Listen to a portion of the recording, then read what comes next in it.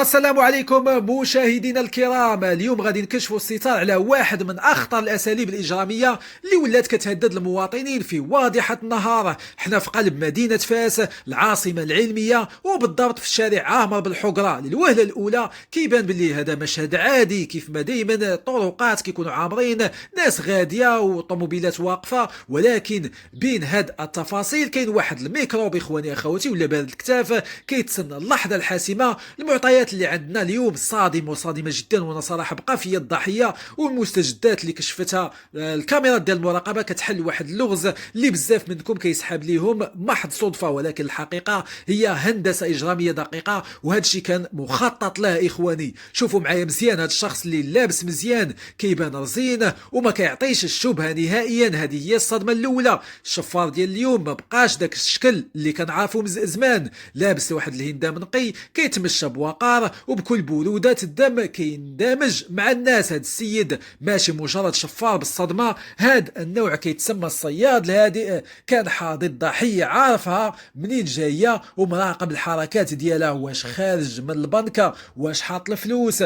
التحليل ديالنا كيوضح ان العمليه كانت مدروسه من اللحظه اللي فكر فيها الضحيه يركن السياره ديالو. اخواني اخواتي دابا ركزوا معايا في الدقيقه. هنا بدات العمليه الجراحيه اخواني، والعمليه ديال السطو. مول الطوموبيل كان ناوي ينزل، الشفار كان مورا السياره، غير بان ليه السائق حل الباب باش يغادر. الشفار قرب بكل هدوء وجر البواني، يعني المقبض ديال الباب ديال الجهه ديال الراكب ديال اليمين، في واحد التوقيت اللي كيطلب الدقه ديال الاجزاء من الثانيه. علاش؟ باش ملي يسد السائق السياره بهذاك التليكوموند ديالو، السائق كيسمع ديك الطاق ديال السدان كيسحاب ليه الامور بامان. ولكن الحقيقه ان الباب اللي جرها الشفار بقات محلوله اخواني وما تسداتش. هذا التكنيك خطير بزاف، وخاص كل شيء يرد ليه البال، حيت كيعتمد على الغفله وعلى الثقه العمياء في التكنولوجيا. نرجعوا اخواني للفيديو. في هذه الدقيقه الشفار ما زربش، ما دخلش الطوموبيل مباشره، بقى واقف كيشوف التليفون، كيمثل انه كيتسنى شي واحد، والعين ديالو على مول الطوموبيل حتى بعد وتأكد أن الطريق خاوية. في اللحظة الحاسمة حل الباب بكل سهولة، دخل النص ديالو الفوقاني وكأنه مول الطوموبيل، يعني بحال الطوموبيل ديالو. الصدمة الكبيرة هي من يلقى حزمة ديال الفلوس.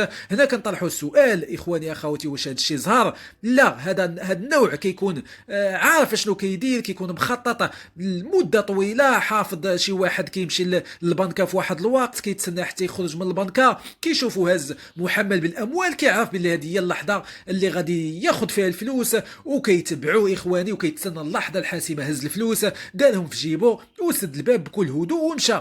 هذا السكينه وهذا الهدوء هما اللي كيخليوه يفلت من العيون ديال الناس اللي دايزين. اخواني اخواتي هنا خاصنا نوقفوا ونحللوا الاخطاء اللي وقع فيها الضحيه واللي ممكن اي واحد فينا يطيح فيها. اخواني اولا وضع المبالغ الماليه المهمه في واحد المكان اللي كان مكشوف داخل السياره، واخا تكون كتغيب غير دقيقه، بارد الكتاف راه كيتسنى هذيك اللحظه وهذيك الدقيقه باش انت تسها ويقوم بالعمليه الاجراميه. ثانيا الاعتماد الكلي على التكنولوجيا. القاعده الذهبيه اللي خاص كل مغربي يحفظها هي سد بالتليكومود وجر الباب بيدك وحدي واش شي واحد قرب ليك الطوموبيل ديالك، باش تاكد باللي الشفار ما قربش لك للسياره ديالك، وتعرف بانه ما خلاش لك شي باب مفتوح. حتى اللي لازم الامر انك تدور على البيبان كاملين وتستيهم واحد بواحد باش تعرف واش السياره ديالك في مأمن، خصوصا اذا كانوا فيها فلوس كبيره. السيد الضحيه مشات لي اخواني 5 ديال المليون ديال السنتيم،